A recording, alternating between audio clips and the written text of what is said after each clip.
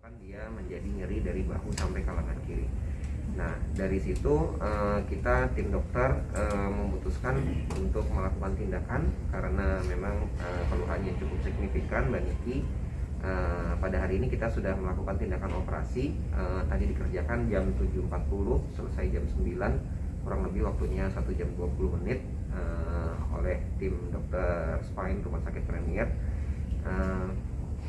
Jadi operasi yang kita kerjakan adalah dengan melakukan penggantian bantalan tulang leher yang di nomor 56 yang memang tadinya menonjol dan menekan saraf. Nah, dengan demikian dengan diganti bantalannya, kemudian sarafnya menjadi bebas dan nyerinya mudah-mudahan akan membaik. Tapi memang ada efek samping nggak sih dok kalau seandainya tidak dioperasi, dan setelah operasi seperti apa recovery-nya? Kalau efek samping sih memang sih semua operasi ada namanya resiko operasi dan ada namanya efek samping ya. Kalau resiko operasi ya memang semua operasi itu ada resikonya, tapi alhamdulillah sih operasinya Mbak Niki sih saat ini berjalan lancar dan kita juga tadi sudah visit, kondisinya bagus, nggak ada masalah, nggak ada komplikasi, semuanya baik-baik aja. Gerakan lengannya juga normal, nyeri ke bahunya juga tadi sudah berkurang. Kemudian efek samping mungkin karena namanya dilakukan tindakan operasi pasti ada nyeri pasca operasi ya. Nyeri pasca operasi itu biasanya sih dalam beberapa jam pertama sampai 1 hari. Tapi Mbak Niki sudah mendapat penanganan dari tim pain management di rumah sakit kita, sudah mendapatkan obat-obat penghilang nyeri dan juga ada obat-obatan khusus lah untuk mengurangi rasa nyerinya. Terus kemudian efek samping lain sih saya rasa sih itu aja sih. Nah, berarti ini masuknya operasi besar? Kalau kita lihat secara insisi kulitnya ya, jadi luka operasinya sebenarnya sih kecil ya. Luka operasinya kira-kira hanya sekitar 3 cm lah, 3 sampai 4 cm lah. Tapi ini mungkin termasuk operasi canggih ya. Jadi karena bukan operasi besar, tapi operasinya lukanya kecil tapi efeknya kepada pasien menit kurang lebih gede. Posisi akutnya di akut Pak. Lukanya dia jadi lukanya di leher sebelah kiri di bagian depan. Di sebelah kanan. Dok, pada saat Kaniki sadarnya jam berapa, terus mungkin apa yang diucapkan apakah masih ngawang atau gimana setelah sadar gitu dok? Iya, jadi selesai operasi tadi jam 9, habis itu dibangunkan oleh tim anestesi ya. Jadi waktu pas awal-awal bangun pasti memang masih dalam pengaruh anestesi, masih ngantuk, terus kemudian masih mengeluh nyeri tadi ya. Tapi tadi barusan sih kurang lebih 1 jam yang lalu sih tadi saya sudah visit ke Mbak Niki, udah sadar penuh sih, cuman juga komunikasi juga sudah baik, terus keluhan nyeri di leher sudah mulai berkurang. Masih pakai penyangga nggak dok? Penyangga leher masih pakai. Jadi memang sih penyangga leher itu sebenarnya fungsinya sebagai proteksi aja ya. Jadi pen atau impan yang kita pasang di lehernya itu sebenarnya udah kuat banget. Nah itu sebagai proteksi aja sebenarnya. Jadi nggak mandatory harus dipasang terus menerus. Ada pen yang dipasang di dalam? Iya. Biar apa itu dok? Pen ini fungsinya pertama dia mengembalikan ketinggian bantalan di tulang leher, dan juga dia berfungsi sebagai media untuk menyatukan tulang nomor 5 dan nomor 6. Dok, selain tadi efeknya nyeri itu, apakah akan mempengaruhi untuk gerak atau bagaimana? Karena ini kan tulang leher ya. Iya, gerakan sih biasanya sih enggak ya. Enggak ada gerakan ya, pengaruh gerakan yang signifikan sih enggak. Akan insya Allah sih akan kembali normal sih, gerakan nggak ada perubahan. Berapa hari dok kondisi akan kembali normal? Jadi gini, setelah tindakan operasi biasanya kalau Mbak Nikinya nyaman, enak, biasanya 1 hari setelah operasi dia bisa pulang. Tapi nanti tentunya kita melihat kondisi umumnya Mbak Niki, dia apakah sudah nyaman di hari pertama setelah operasi. Kalau misalnya dia sudah nyaman dan pengen pulang, sebenarnya boleh. Tapi kalau misalnya dia masih nyeri atau masih ada keluhan, kita biasanya bisa berikan fisioterapi. Nah kemudian untuk pemulihannya sendiri, sebetulnya sih setelah pulang itu Mbak Niki aktivitas apapun tuh boleh ya. Cuman kalau benar-benar sembuhnya itu mungkin bisa perlu waktu 1 bulan sampai 1,5 bulan. Tapi untuk aktivitas harian itu sih nggak ada masalah. Dok, tidak ada tindakan medis lainnya setelah pasca operasi ini? Pasca operasi biasanya kita perlu kasih fisioterapi, nanti bisa dikerjakan di rawat jalan. Dok, penggunaan pen itu permanen atau memang nanti akan dilepas lagi? Permanen, permanen. Jadi nggak dilepas. Dipasang di belakang atau di depan atau di mana dok? Tulang leher kita ini sebenarnya letaknya di belakang, tapi untuk operasi tulang belakang bagian leher memang kita operasinya dari depan karena aksesnya lebih mudah. Berarti tetap dipasang di belakang ya? Iya, pasangnya di belakang, tapi lukanya di depan dia. Tantangan khusus ada nggak, Mbak? Pantangan khusus enggak sih, cuman memang sih setelah ini Mbak Niki pasti akan kita edukasi untuk posisi bekerja ya. Jadi posisi bekerja memang kalau misalnya dia bekerja sambil duduk gitu, misalnya dengan handphone atau dengan komputer tuh memang harus tegak ya. Terus juga jangan terlalu banyak membungkuk ya, karena kita takutnya nanti segmen yang lainnya malah jadi bermasalah. Seperti itu. Dok, sampai saat ini sudah di ruang pasien atau masih di ruang? Sudah di ruang pasien. Jadi Mbak Niki setelah operasi memang langsung kembali ke ruang rawat biasa. Udah bisa dikunjungi ya dok? Untuk saat ini sih dikunjungi sih bisa, cuman mungkin tergantung polisi rumah sakit ya, karena kan nggak semuanya bisa mengunjungi Mbak Niki. Untuk bagian punggungnya sendiri ada ini nggak sih dok yang mungkin bermasalah atau seperti apa juga? Enggak sih. Kalau dari pemeriksaan MRI sih kita lihat sih yang bermasalah hanya di tulang leher aja.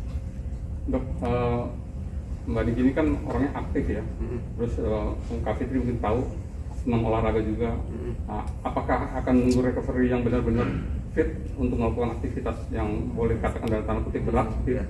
Kalau aktivitas harian sih boleh ya, normal ya, dari habis operasi juga sudah boleh ya. Cuman kalau misalnya memang aktivitas olahraga biasanya kalau mau mulai olahraga ringan itu 1,5 bulan. Tapi kalau mau mulai olahraga yang lebih berat itu biasanya 3 bulan. Nah, karena untuk mencegah kan namanya juga baru operasi ya, kita harus memastikan pen yang dipasang itu tulangnya dan tulang nomor 5, 6-nya itu sudah menyatu dengan baik dulu. Jadi nggak bisa cepat-cepat. Tapi kalau Mbak Niki seneng berenang, sebenarnya kalau dari awal setelah lukanya kering, kalau mau berenang sih sebenarnya nggak apa-apa, karena berenang itu olahraganya yang relatif low impact ya. Tapi kalau olahraga lain harus dijaga sih memang sih. Kak Fitri, boleh sedikit cerita mungkin keluhan yang dialami Mbak Niki seperti apa sih sebelumnya sehingga harus masuk ke meja operasi? Kalau dia mengeluh sakit kepala kan memang udah 1 tahun, 2 tahun bahkan ya kalau seingat saya, tapi agak sering ngeluh itu 1 tahun terakhir ini. Baru ketahuan ya setelah dia diserang, kita tahu ternyata pangkal sakit kepalanya itu di tulang leher dia. Berupa apa keluhannya? Kenapa? Keluhannya Sakit kepala sebelah.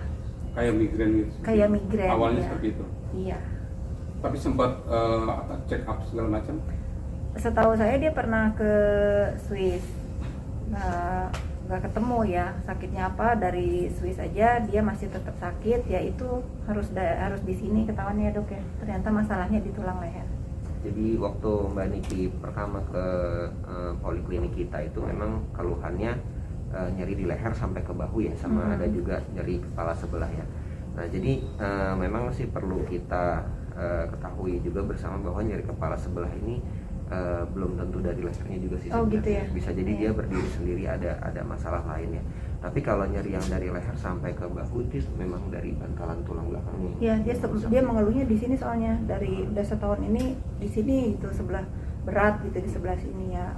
Saya pikir ya kayak sakit migrain biasa, karena nggak nyangka akan ada masalah di tulang leher, karena yang pernah Niki cerita ke saya sih kan dia memang agak miring jalannya dok. Saya pikir tulang yang lain, nggak kepikir kalau itu adanya di leher sih. Terima kasih dokter. Dok, apakah akan ada tindakan medis lebih lanjut mengingat kepala karena kita juga sering pusing seperti apa gitu dok? Nanti kita evaluasi lagi dulu pasca operasi ya. Kita masih belum bisa menilai banget. Kalau misalnya nyeri kepalanya hilang sih alhamdulillah ya. Kalau misalnya memang dia nyeri kepalanya masih ada, mungkin harus kita evaluasi lagi dari mana sumbernya. Tapi kalau nyeri dari bahu, leher ke bahu sih tadi sih saya pas waktu saya visit sih Mbak Niki bilang sih udah enggak sih. Iya betul, tadi juga dia udah bilang ke saya, enak Kak, nggak berat katanya ya, udah nggak berat ya. Oh, tapi terus sebenarnya sih ada satu lagi kemarin tadi karena Mbak Fitri bilang Mbak Niki kan jalannya agak miring ya. Iya, iya. Jadi sorry saya lupa tadi, saya agak salah kasih informasi tadi. Jadi memang ada dari ronsen, kita udah ronsen Mbak Niki itu tulang belakangnya yang kelihatan semuanya dari leher sampai bawah tuh Mbak Niki memang ada skoliosis dia. Iya. Nah tapi skoliosisnya ini sih ringan, bukan suatu hal yang memerlukan tindakan medis apalagi tindakan operasi. Dok, kemarin kan ini kita sendiri ada rasa khawatir dengan keluhan yang dirasakan itu nanti mengakibatkan yang agak fatal gitu kan, entah itu jatuhnya nanti stroke atau segala macam. Apakah itu bisa dijelaskan dok? Apakah itu ada pengaruh juga? Apa gimana dok? Kalau seumpamanya tidak dioperasi? Buat edukasi aja ya. Ya kalau stroke sih enggak ya, cuman memang kalau kondisi saraf terjepit di leher yang berat itu memang kalau yang berat banget dia bisa menyebabkan sampai kelumpuhan bisa. Tapi memang tidak selalu saraf terjepit di leher ini menyebabkan kelumpuhan. Lebih banyak sebenarnya saraf di leher ini kalau kejepit dia keluhannya adalah nyeri menjalar ke lengan biasanya. Nah, apakah dia cuma di bahu sini aja atau kadang-kadang memang sampai ke lengan bawah seperti itu. Pada kondisi yang berat banget, yang ekstrim banget itu bisa aja sampai seperti itu. Umumnya penyebabnya kenapa sih dok kalau sampai begini? Macam-macam ya, sebenarnya sih multifaktorial kita bilangnya. Dari mulai ada posisi bekerja ya. Karena kalau misalnya kita bekerja dengan posisi kepalanya membungkuk itu bantalan di leher itu cenderung memang mendapat tekanan yang lebih besar ya. Sehingga dia bisa mengalami gangguan. Terus seperti Mbak Niki ini bisa terjadi ya. Bisa juga ada proses lain seperti misalnya jatuh, atau bisa juga proses penuaan, atau bisa juga proses posisi bekerja. Biasanya sih gitu sih. Dok, pengaruh nggak sih dok, kan kemarin Niki sempat pesantren ya di Rutan Serang. Pengaruh nggak sih dok kalau dengan adanya posisi tidurnya yang kurang nyaman juga sih, gitu? Enggak sih, enggak jelas nggak berpengaruh sih, karena kondisi Mbak Niki ini bukan suatu kondisi yang memang terjadi dalam 1 bulan 2 bulan ya. Ini sih memang suatu kondisi yang sebetulnya mungkin sudah lama progresif, tapi memang gejalanya mungkin baru memberat dalam beberapa bulan terakhir. Tapi sebenarnya sih ini pasti sudah lama. Enggak, mengingat ini kan kasus sudah lama tuh ya. Langkah Mbak Niki untuk operasi hari ini itu tepat atau memang terlambat kok? Enggak terlambat sih. Enggak terlambat, tepat kok. Artinya belum membahayakan. Belum membahayakan. Pak Fitri, mungkin sudah ada komunikasi dengan Nyai pasca operasi tadi apa aja? Gimana? Sudah bercanda tadi sama Bang Aji juga, ditawarin makan, udah mulai coba makan jelly tadi. Tapi ya namanya baru siuman kan masih pusingnya, masih agak mual aja. Kapan rencana balik? Nanti lihat kondisi dan dari izin dokter juga. Kalau diizinkan pulang ya mungkin besok atau lusa bisa. Tapi yang setahu Teh Fitri, anak-anak tahu nggak Aminya dioperasi hari ini? Tahu, Aska kan di rumah saya dari kemarin. Sebetulnya mau dibawa ke sini, cuman udahlah kan ke rumah sakit ya, anak-anak bisa video call juga. Nanti aja kalau Nikinya udah bener-bener bisa ngobrol, baru saya bawa anak-anak ke sini. Apa yang disampaikan Niki Kak pertama kali siuman? Apa Bang Haji? Suaranya nggak hilang katanya ya? Iya. Hilang katanya nyeri, sakit. Masih bisa ngomong. Ya jadi mungkin itu ketakutannya Mbak Niki suaranya hilang ya, karena memang kan operasi kita dari depan itu di depannya pita suara ya. Jadi memang itulah yang salah satu kekhawatiran, tapi sih nggak apa-apa. Tadi dia pas ngomong sama saya sih, coba deh ngomong, nggak hilang Kak, suara aku ada, normal. Nggak ada masalah apa. Dia tetap bercanda lah ya, dia tetap bercanda. Tadi dia siuman juga ya, tentu dia lapor ke Bang Fahmi, dia udah bercanda sama Bang Fahmi. Mungkin biar teman-teman lihat ya, biar nggak penasaran, saya bisa liatin.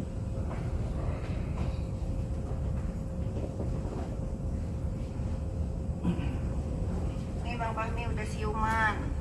Tuh, Enggak. udah alhamdulillah lancar operasinya. di sini. Suaranya nggak hilang. Coba Nick ngomong, Bang Fahmi itu. Udah bercanda kan, ya udah. Ya mau nggak mau, ya Niki. Cuman terakhir itu saya dengar dari Niki, udah kan kalau di terapi dia juga capek katanya dong. Iya, memang Ya sih. dia, Karena dia melelahkan bolak-balik, memang. kita melelahkan, dan dia ngerasa memang kadang sampai ke tangan ini nyerinya. Ya, dia ini yang terbaik lah yang disarankan oleh dokter di sini untuk melakukan operasi. Tapi udah mulai makan. Tadi Tadi coba sih udah mulai coba minum air putih, Air putih, pakai sedotan pakai sih. sedotan, terus jelly agar-agar. Berarti alhamdulillah bisa gitu ya, maksudnya nggak berpengaruh terhadap apa jalannya masuk makanan gitu dok, Kak Fitri ya? Kadang sih memang makan pertama suka agak perih ya ke tenggorokannya, tapi biasanya kedua ketiga sih udah nggak ada keluhan. Itu sih memang keluhan yang common aja ya kalau misalnya operasi dari depan, kadang-kadang nyeri menelan di awal pertama kali makan biasanya. Tapi setelah itu sih Tadi Diki sempat nyeri nggak, apa cuma mual doang Kak Fitri? Kalau saya tuh sama Niki kan nggak mau yang melo-melo ya. Saya yang paling bercandain dia, udah kan ini sedikit doang lah leher. Biasanya kan dia kan ya suka lihat kan di YouTube-nya operasi kecantikan kan. Enggak Kak, ini sakit katanya gitu.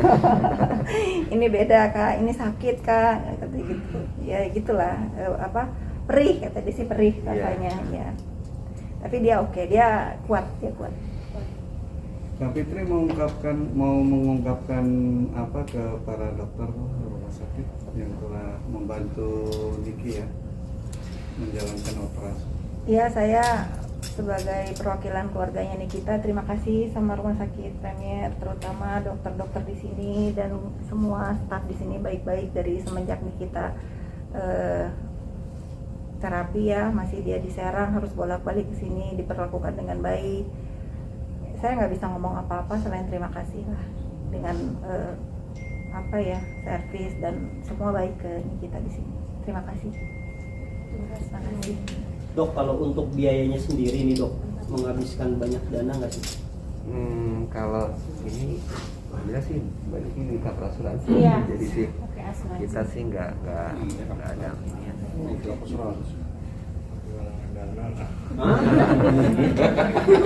kadang-kadang Nggak ada Bang Aji, kalau dana ada Bang Aji. iya. Ada yang cover. Ada yang Udah di cover semua asuransi. Tapi kiranya mungkin secara umum berapa sih dok untuk operasi KKDC ini dok?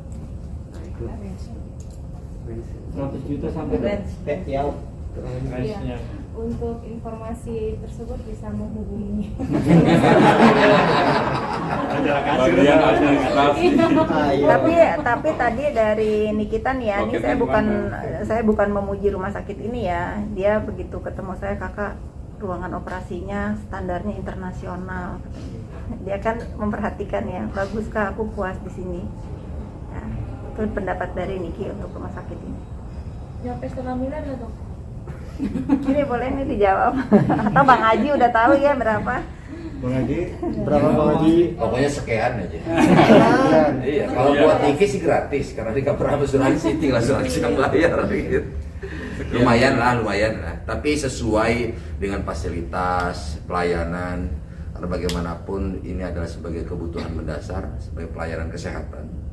Artinya Niki biasanya kan berobat di luar negeri, mau check up, mau apa biasa di luar negeri. Nah hari ini Niki mengatakan baru kali ini saya merasa puas terhadap pelayanan rumah sakit di negara sendiri, yaitu rumah sakit Premier Bintaro. Luar biasa, pokoknya kita dari keluarga mengucapkan terima kasih atas apa yang sudah dilakukan dari hal terkecil sampai hal terbesar. Kita haturkan terima kasih, semoga Allah SWT, Tuhan Yang Maha Esa, membalas berlipat-lipat kebaikan dari Pak Dokter, dari suster, semuanya pekerja yang ada di rumah sakit ini. Gimana banyak persoalan dari awal, persoalan Niki ya ke sini dijemput paksa segala macam, dan saya ingin berpesanlah kepada aparat penegak hukum, para oknum, bahwa ini adalah real ya, bukan mengada-ngada. Sampean boleh mengatakan kemarin bahwa sakit Niki itu mengada-ngada. Hari ini sampean kalian semuanya melihat secara langsung bagaimana kondisi Niki dan lihat di feed saya juga bagaimana kondisi dia pasca dioperasi dan sebelum dioperasi. Ya, ini adalah jawaban untuk kalian semua, jawaban untuk keraguan-raguan kalian semua. Semoga ini membuat kalian tersenyum dan bisa berintrospeksi diri. Jangan pernah menyalahkan orang lain, jangan pernah menjustifikasi orang lain yang tidak baik. Ya, ini bagaimanapun Niki seharusnya kalian doakan ketika dia sakit, ya didoakan. Dan saya berharap apa yang kalian lakukan tidak terulang kembali, di mana itu adalah pelanggaran hak asasi manusia menurut saya. Dan di mana kalian menarik paksa dia suruh pulang ketika dirawat inap, dan itu menurut saya sebuah kezaliman yang sangat luar biasa. Dan saya berharap itu tidak terulang kembali kepada seluruh masyarakat di Indonesia. Kalau orang itu lagi sakit, ingat Undang-Undang Dasar 45 Pasal 28H ayat 1. Pemerintah justru harus memfasilitasi warga negaranya yang memang dia dalam keadaan sakit, bukan justru sebaliknya. Itu undang-undang, diamanahkan oleh undang-undang. Jadi saya berharap ini jangan sampai terulang kembali, karena itu adalah menjadi pelayanan dasar, kebutuhan dasar kita. Ya, kita memiliki mendapatkan hak untuk hidup sehat, hidup di lingkungan yang bersih, itu undang-undang amanahnya. Jadi jangan sampai itu terulang kembali. Itu pesan saya buat rekan-rekan oknum APH yang kemarin menarik paksa Niki dari Rumah Sakit Premier Bintaro. Terima kasih. Berarti besok udah bisa pulang ya, Dok? Nanti kita lihat kondisinya Mbak Niki besok ya. Kalau misalnya Mbak Nikinya udah pede, mobilisasi, makan minum udah enak, nyerinya terkontrol, kalau mau rawat jalan bisa. Tapi kalau misalnya masih ada keluhan, biasanya kita akan lanjutkan fisioterapi dulu sampai mungkin lusa baru bisa rawat jalan. Doakanlah pokoknya teman-teman ya. Doakan semoga Nikita segera pulih dan bisa beraktivitas kembali seperti semula. Terima kasih lagi sekali lagi dokter, Rumah Sakit Premier Bintaro, semuanya terima kasih. Rekan-rekan media juga yang selalu setia, terima kasih ya. Sama-sama Ibu.